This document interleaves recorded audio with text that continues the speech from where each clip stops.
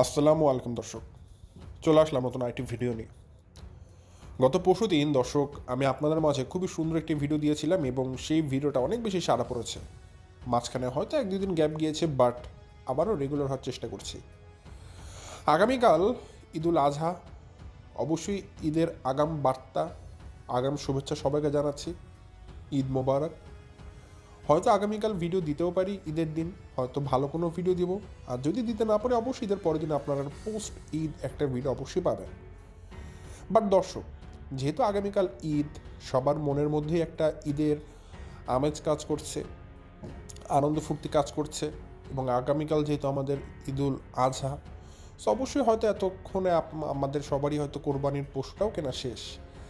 So কালকের ঈদটা আরও বেশি জমজমাট করার জন্য আমি যদি আজকে আপনাদেরকে আরও জমজমাট একটা ভিডিও দিয়ে দিই, তাহলে কিন্তু দুয়ে দুয়ে চার হয়ে যায়। সো চলুন আজকে আমি সেই রকমই কিছু জিনিস আপনাদেরকে দিতে যাচ্ছি। অর্থাৎ আজকের ভিডিওতে আমি আপনাদেরকে একদম লাইভ দেখিয়ে দিব তিশাকে কিভাবে করে হাসপাতালে কর্মীরা তুলোধনা করেছে। সারাক্ষণ ক্যামেরা ধরার পরিণতি কী হতে পারে সেটা ভিডিওতে দেখতে পারবেন। হাসপাতালের কর্মী তিশাকে ঝাড়ি দিয়ে বলছে ক্যামেরাটা বন্ধ করেন। তারা বিরক্ত হয়ে যাচ্ছিল চারপাশ থেকে তো ক্যামেরা দেখে। অন্যদিকে সাকিব তার অসুস্থ স্ত্রী বলা যাবে না, কারণ তানজিল অসুস্থ হলে আসলে এই সমস্ত ওইভাবে করে চলাফেরা করতে পারে না। মানে সাকিব তার নিজের স্ত্রীকে বেপর্দাভাবে ইউটিউবে করে কিভাবে হাজির করছে সেটারও কিছু জিনিস আমি আপনাদেরকে নমুনা দেখাবো। আপনারা কল্পনা করতে পারবেন না দর্শক, মানে তানজিলা এমন একটা পজিশনে ছিল, এত খারাপভাবে ছিল, সাকিব ওইভাবে করে ভিডিও করছে, মানে তার কাছে ভিডিও করাটা এত বেশি জরুরি ছিল। আর তিশার কথা কি বলবো, অল টাইম তার হাতে একটা ক্যামেরা অন করাই থাকে সব সময়। সো সব কিছু মিলিয়ে দর্শক আজকের ভিডিওতে আমি আপনাদেরকে সবচেয়ে মেইন যে ফোকাস রাখবো সেটা হচ্ছে তিশাকে যেভাবে করে তুলোধুনো করা হয়েছে সেইটা। তো দর্শক বেশি কথা না বাড়িয়ে চলুন শুরু করা যাক আমার আজকের ভিডিও। ভিডিও শুরুতে বলে রাখি, আপনারা যারা নতুন এখন পর্যন্ত আমার চ্যানেলকে সাবস্ক্রাইব করেনি অবশ্যই করে দেবেন, আর যারা ভিডিওটা দেখছেন লাইক দিয়ে ভিডিওটা দেখা শুরু করবেন। দর্শক আমি আমার ভিডিওর মূল কথা শুরু করে দিই। প্রথমেই দর্শক আমি আপনাদেরকে অসংখ্য অসংখ্য ধন্যবাদ জানাতে চাই, থ্যাঙ্কস দিতে চাই, এবং আপনাদের প্রতি আমি কৃতজ্ঞতা প্রকাশ করতে চাই একটা কারণেই, যে আমার কিন্তু চ্যানেলটা যতবার ডাউন হয়ে গিয়েছিল, যতবার রিচ কমে গিয়েছিল, এমনকি যতবার আমার নিজের ফল্টে আমি ভিডিও না দিতে দিতে আমি চ্যানেলটার 12টা বাজিয়ে দিয়েছিলাম, ঠিক ততবারই আল্লাহর ইচ্ছায় আপনারা যারা আমাকে ভালোবাসেন তারা আমার চ্যানেলটাকে আবার উঠিয়ে দিয়েছেন। দর্শক এই জিনিসটাই আমি আপনাদের কাছ থেকে মানে ভালোবাসা হিসেবে পেয়েছি, আর এই কারণে আমি যেতে যেতে কখনো একদম চলে যেতে পারি না, আবারও রিটার্ন করি, আবারও ব্যাক করি। মাঝখানে আমি রেগুলার না ভিডিও দেওয়ার জন্য দর্শক আমার চ্যানেলটা কিন্তু রিচ কমে গিয়েছিল, সবার কাছে ভিডিও পৌঁছাচ্ছিল না, ভিউ কমে গিয়েছিল, কিন্তু আপনারা গত ভিডিওতে এত ভালো রেসপন্স করেছিলেন, আমার কিন্তু হঠাৎ করে দেখলাম যে ভিউ কিন্তু অনেক বেড়ে গিয়েছে। সো এটা আপনাদেরই বলতে হবে যে আপনাদের প্রতি কৃতজ্ঞতা প্রকাশ করতে হবে, কারণ আপনারা ভিডিওটা না দেখলে অবশ্যই এতগুলো মানুষের কাছে পৌঁছাতো না। এই জন্য আপনাদের কাছে আমি সবসময় কৃতজ্ঞতা প্রকাশ করি দর্শক, কারণ এখানে আমি কিছুই না যতক্ষণ আপনারা না থাকেন। সো আপনাদেরকে অসংখ্য অসংখ্য ধন্যবাদ দর্শক, যারা আমাকে এই পর্যায়ে আনার জন্য সবসময় পিছনে মানে একটা ব্যাক সাপোর্ট হয়ে থাকেন। হয়তো ক্যামেরার সামনে আমি কথা বলি, বাট ক্যামেরার পেছনের কারিগরগুলো কিন্তু আপনারাই দর্শক। আপনারা না থাকলে কিন্তু এই কাজগুলো আমি কখনোই করতে পারতাম না, বা এরকম ভিডিও কখনোই দিতে পারতাম না, কারণ কার জন্য দিব যদি আপনারা না শোনেন। তো যাই হোক দর্শক, প্রথমত আমি যে মেইন যে ফোকাস পয়েন্ট বলেছিলাম সেটা একটু পর বলছি, বাট আগে অন্যান্য বিষয়গুলো আগে বলে নিই। প্রথমত তানজিল এবং সাকিবের একটা বিষয় না বললেই নয়।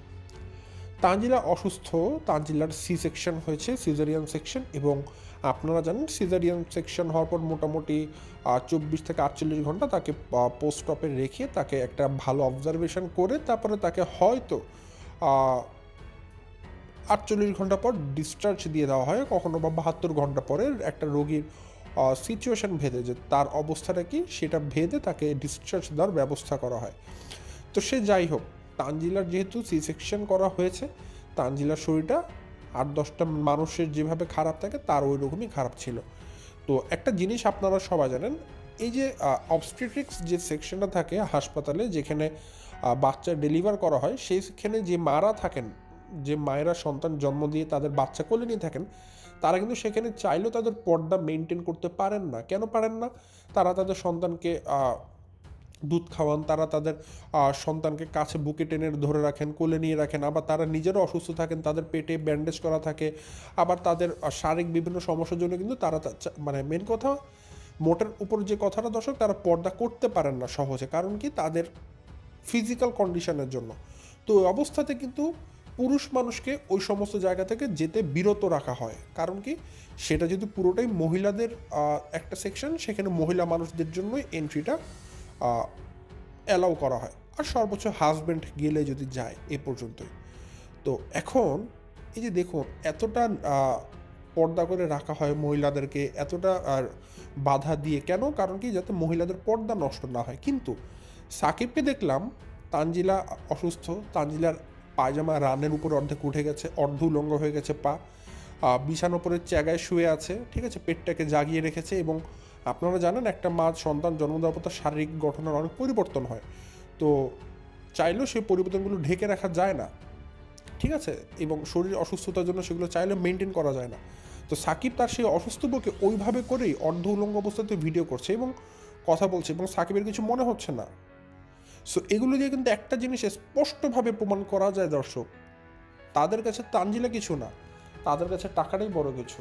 তারা চাচ্ছে এইভাবে ভিডিও দিয়ে, অর্ধলঙ্গ ভিডিও দিয়ে, যেভাবে দেয় না কেন, এভাবে ভিডিও দিলে মানুষ আসবে বেশি, ডলার আসবে বেশি, টাকা আসবে বেশি।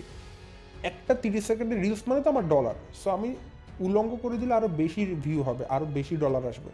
তাদের কাছে কিন্তু মান, ইজ্জত, সম্মান বলতে কিছু নাই, ঠিক আছে। নাহলে নিজের বউকে এটা যদি আজকে তিশা করতো, বাপ্পি করতো, অন্য কেউ করতো, মানা যেত, আচ্ছা ঠিক আছে, তাদের তো আসলে মায়া দয়া নেই, তানজিলার সম্মান গেলে আর তাদেরকে। কিন্তু ভাই এখানে ভিডিওটা করছিল সাকিব, তার নিজের বউয়ের অর্ধ উলঙ্গ ভিডিও করছিল, এটা দেখে আমার কাছে খুবই খারাপ লেগেছে যে একটা পুরুষ মানুষ হয়ে নিজের বউকে এভাবে মানে উলঙ্গ করে কীভাবে করে ইউটিউবে ছেড়ে দিচ্ছে।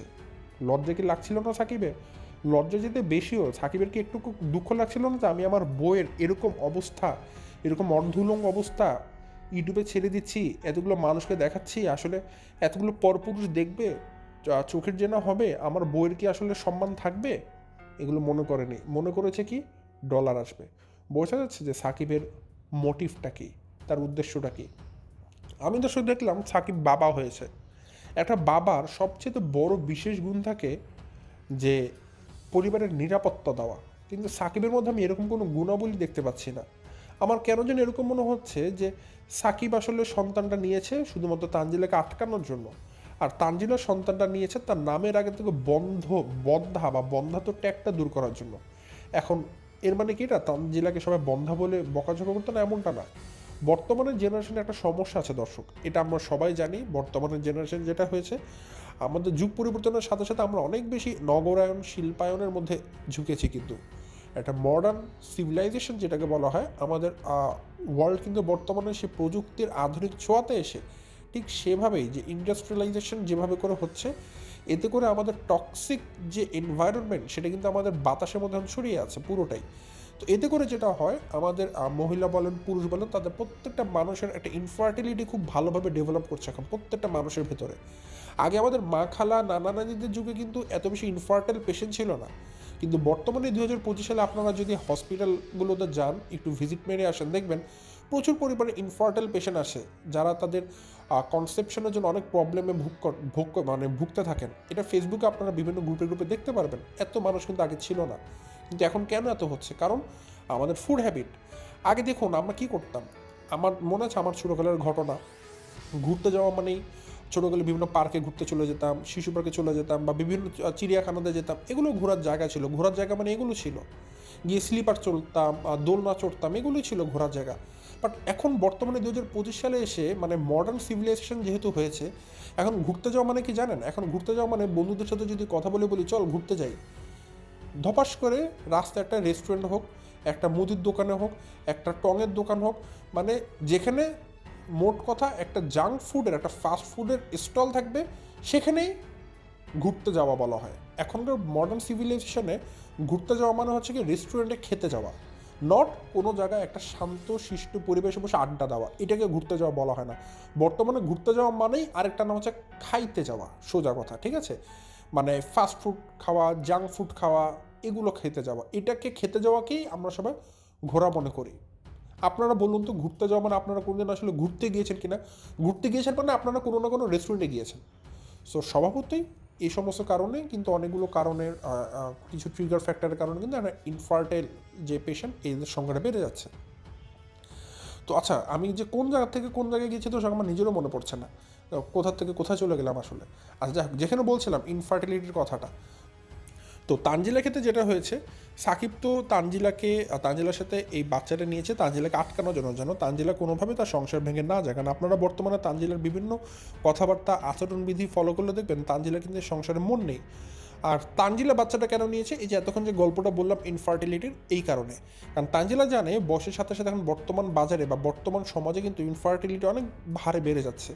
এবং তানজিলা জানে তার আসলে কোনো সমস্যা ছিল কি ছিল না জানি না, বাট সে যেভাবে করে সন্তানটা নিয়েছে বোঝা যাচ্ছিল মানে খুব দ্রুত সেটা নিয়ে ফেলেছে, যাতে করে কোনো মানুষ তাকে ভবিষ্যতে বলতে না পারে তোমাদের বাচ্চা হচ্ছে না কেন, তুমি কি বন্ধা, বা এই টাইপের কোনো কলঙ্কের দাগ যেন তার গায়ে না আসে, আগে থেকে সে একটা সন্তান নিয়ে নিয়েছে। বাট এর বাইরে আমি কোনো কারণ দেখছি না তার এত আগে কেন সন্তান নেওয়া হলো আর কি। ঠিক আছে, এই অবশ্যই যেহেতু তার শ্বশুরবাড়িতে ভালো লাগছে না, তার জামাইকে ভালো লাগছে না, তাহলে একটা বাচ্চা নেওয়ারও তো প্রশ্ন আসে না আরও কিছুদিন ফলো আপ না করে। তার মানে কারণে একটা ছাড়া আমি অন্য কোনো কিছুই দেখছি না। নেক্সট দর্শক, যেটা এখান থেকে বলছিলাম, তো সাকিব কিন্তু পুরো দস্তুর তানজিলাকে অর্ধ উলঙ্গ করে ভিডিও করেছে। সো এটা খুবই খারাপ লেগেছে, একজন স্বামী তার বউকে যখন এত কোটি মানুষের সামনে এভাবে উলঙ্গ করে দিবে, এটা খুবই নোংরা, খুবই নোংরা, জঘন্যতম নোংরা কাজ করেছে সাকিব এটা। যাই হোক, নেক্সট যে বিষয়টা বলবো দর্শক, সেটা হচ্ছে গিয়ে আমি আপনাদের সাথে একটু আগেই বলেছিলাম তিশার যে বিষয়টা, তিশা কিভাবে করে মানে তুলোধনার শিকার হয়েছে হাসপাতালে বসে। তো এর আগে আমি একটা কথা বলে দিই, যে এই জিনিসটা আসলে না বললেই না। যেদিন তানজিলার সিজারের কথা হচ্ছিল, এর আগে কিন্তু তানজিলার সি সেকশন করা নিয়ে কিছুটা ঝামেলা হয়েছে। আমি আমার সর্বশেষ ভিডিওতে সেটা নিয়ে চর্চা করেছিলাম, যে তানজিলাকে তার বাবা, সৎ বাবা অর্থাৎ বাপি বলেছে তোমাকে ডাক্তার যা বলে সেটাই করে, এবং তানজিলার ইচ্ছা ছিল সি সেকশনে বসা। কিন্তু তার পরিবার, শ্বশুরবাড়ির লোকজন এটাতে রাজি হচ্ছিল না, তাদের কথা ছিল তানজিলা যেন নর্মাল ডেলিভারি করে। তো এটা নিয়ে তানজিলার সাথে একটা ঐক্যমত্যে তার আসতে পারেনি, যার কারণে একটা মনোমালিন্যের শিকার হয়ে যায়। এবং মনোমালিন্যের পর কিন্তু তানজিলা নিজের থেকে ডাক্তার দেখায় এবং ডাক্তার তাকে হসপিটালাইজড হতে বলে। তো সেদিন সকালে তানজিলা যখন হসপিটালে ভর্তি হয় তার সিজারিয়ান সেকশনের জন্য, তখন দেখা যায় তানজিলা মুখ গোমরা করে বসেছিল। আপনারা ভিডিওটা অন করে দেখতে পারেন। তানজিলার মুখে কোনো হাসি ছিল না, কোনো কিছু, মানে সে সাকিবকে টোটালি অ্যাভয়েড করছিল, ইগনোর করে যাচ্ছিল, সে পছন্দ করছিল না, কারণ এর আগে তাদের সাথে অনেক বড় মনোমালিন্য হয়েছে। তো এখন যে বিষয়টা বলবো দর্শক, যেটা মাঝখানে ইন্টারাপ্ট করে ফেলেছিলাম, যে তিশার বিষয়। তো তিশাকে একটা জিনিস দেখলাম, এই যে মাদারটা আমি মনে করি দুনিয়ার সবচেয়ে ছোট একটা শব্দ, একটা অক্ষরের শব্দ মাত্র মা, কিন্তু তাৎপর্য, এটার যে ওয়েট, এটার যে একটা প্রভাব, সে কিন্তু অনেক বেশি। তো তিশা নিজেকে মা দাবি করে, এবং দেখবেন তিশা নানু হয়েছে, কিন্তু তানজিলা যেহেতু সন্তান হয়েছে, বাট তিশা তাকে নানু ডাকা শিখায় না। তিশা সবাইকে বলছে আমি নানু না, কিন্তু আমি নানু না, আমি আপু, আমি তার আপু, আমি সিস্টার, আই এম সিস্টার।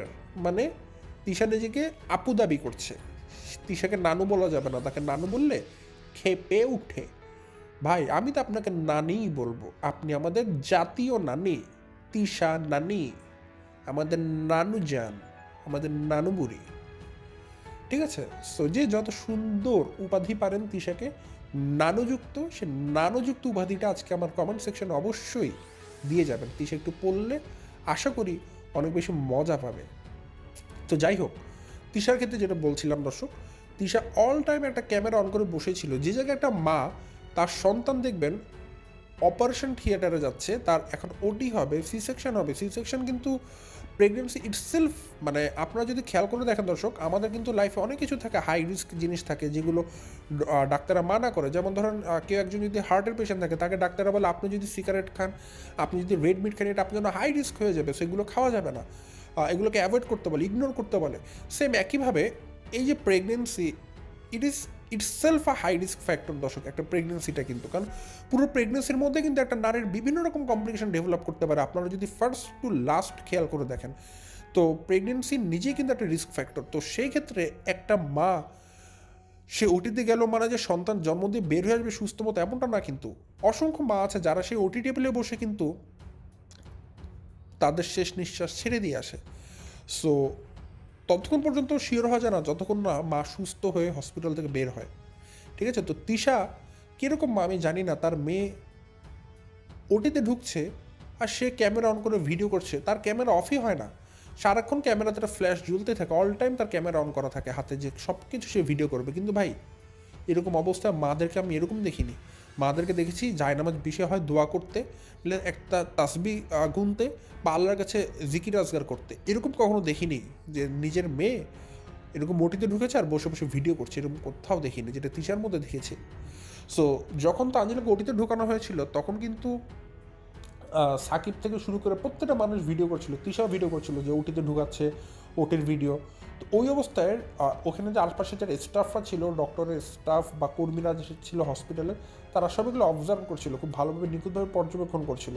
তো একটা পর্যায়ে তানজিলাকে যখন ওটিতে ঢুকিয়ে দেওয়া হয় এবং সাকিব বাইরে থেকে বসে টাটা দিচ্ছিল, তখন হসপিটালের ভিতরের ওই ওটি আর থেকে কোনো একজন স্টাফ চিৎকার দিয়ে বলছিল, আপনারা ক্যামেরাটা বন্ধ করেন, ক্যামেরাটা বন্ধ করেন। খুব বিরক্ত হয়ে গেছিলো তারা যে এত কিসের ক্যামেরা, নিজের বউকে এখন ওটিতে ঢুকেছেন, এখনও ভাই ভিডিও করতে হবে, ভাই আপনি মা, আপনি এখনও ভিডিও করবেন। তারা ধমক দিয়ে ওঠে এবং সাথে সাথেই মজা, ক্যামেরাটা বন্ধ হয়ে যায়। বাট ধমকটা যেটা খাবার সেটা কিন্তু তিশা খেয়েই গেছে এবং আমার খুব ভালো লেগেছে। আসলে কি আর বলবো, আমার শুনতে খুব ভালো লেগেছে দর্শক। সো এই রিলেটেড একটা কমেন্টও আছে, সেই কমেন্টটা একটু আপনাদেরকে পড়ে শোনাই, কারণ সবাই খুব মজা পাবেন। এখানের প্রথম কমেন্ট সোহেল হাসান ভাইটা বলেছেন, হা হা হা, কি যে শুনলাম, কেউ ঝাড়ি দিচ্ছে, মোবাইলটা অফ করেন। জাকিজ কুকিং অ্যান্ড ব্লগ তিনি বলেছেন, আমিও শুনলাম, আমার বেবি হওয়ার সময় আমার মা জায়নামাজ বিছিয়ে পড়েছিল আর উনি ভিডিও বানায়, ফেসবুক মামা সব ফিলিংসের 12টা বাজাচ্ছে। মুনাফ কবির সে বলেছে, হা হা, আমিও তাই শুনলাম। অর্থাৎ প্রত্যেকেই শুনেছে যে তিশাকে কিন্তু ঝাড়ি দেওয়া হয়েছে খুব ভালোভাবে, যে ক্যামেরাটা অফ করেন। এবং এই ঝাড়িটা শুনে প্রত্যেকটা দর্শকের খুব ফুর্তি লেগেছে, দর্শক সবার কথা শুনে যা বুঝতে পেরেছি। তো পরবর্তীতে শাপলা খাতুন তিনি বলেছেন, আপুটি সবাই বসে টেনশন করতেছে, আর যে সবচেয়ে আপন জন্মদাত্রী মা পাশে থাকবে, আল্লাহর কাছে দোয়া করবে, তা না করে ভিডিও করছে, এ কেমন মা আপনার? টাকার এত প্রয়োজন, এত ফালতু মহিলা আপনি? প্রিয়া আক্তার পিঙ্কি তিনি বলেছেন, টাকার জন্য এরা পাগল হয়ে থাকে, অলওয়েজ মরে গেলেও ভিডিও করতে ভুলে না। এবং উম্মে হাবিবা তামান্না আপুরি বলেছে, মেয়ের মা কিভাবে এই মুহূর্তে এত স্ট্রং থাকতে পারে তা আপনাকে না দেখলে জানতাম না, পাষাণ মা। অর্থাৎ প্রত্যেকটা মানুষ কিন্তু তাকে ধমক দিচ্ছে। নিমিষা রহমান ইয়ামরা বলেছে, এই সময় আপনি ক্যামেরা ধরার ক্ষমতা কি করে রাখেন? আমার মা তো ঠিক ততক্ষণ কান্না করছে যতক্ষণ আমি পা মুভ করতে পেরেছি। পরবর্তীতে মোহাম্মদ জুনায়েদ তিনি বলেছেন, তোর মেয়ে, সরি দর্শক, এখানে উনি বলতে চেয়েছেন তোর মেয়ে আল্লাহর সাথে, আচ্ছা আমি একে তার মতো করে অনুবাদ করার চেষ্টা করি, সেটা আরো সুন্দর হবে। তোর মেয়ে আল্লাহর সাথে জীবন নিয়ে যুদ্ধ করতেছে, তুই ভিডিও নিয়ে আছো। যাই হোক, তা সঠিকভাবে বললে হবে, তোর মেয়ে আল্লাহর সাথে জীবন নিয়ে যুদ্ধ করতেছে আর তুই ভিডিও নিয়ে আছিস। তো বৃষ্টি আক্তার তিনি বলেছেন, এই মহিলার কোনো লজ্জা শরম নেই। তো দর্শক বুঝতে পারছেন তিশাকে সবাই কীভাবে করে তুলোধনা করেছে আস্তভাবে, এবং উচিত প্রত্যেকটা ভিডিওতে এভাবে তাকে তুলোধনা করা, কারণ সি ডিজার্ভস ইট। কারণ সে মা নামের কলঙ্ক, আমি মনে করি সে মা নামের কলঙ্ক। তো যাই দর্শক, আজকে আর বেশি কথা বানাচ্ছি না, শর্ট ভিডিও দিচ্ছি। সো আজকে ঠিক তারই ধারাবাহিকতা এতটুকুই ভিডিও দিলাম, পরবর্তীতে দেখা হবে নতুন কোনো ভিডিওতে। সেই পর্যন্ত সবাইকে ঈদ উল আজহার ঈদ মোবারক। সবাই আমার জন্য দোয়া করবেন, সবাই সবার জন্য দোয়া করব, সবার কোরবানিটা যেন মহান আল্লাহ পাক কবুল করে নেন। সে পর্যন্ত সবাই ভালো থাকবেন, সুস্থ থাকবেন। আসসালামু আলাইকুম।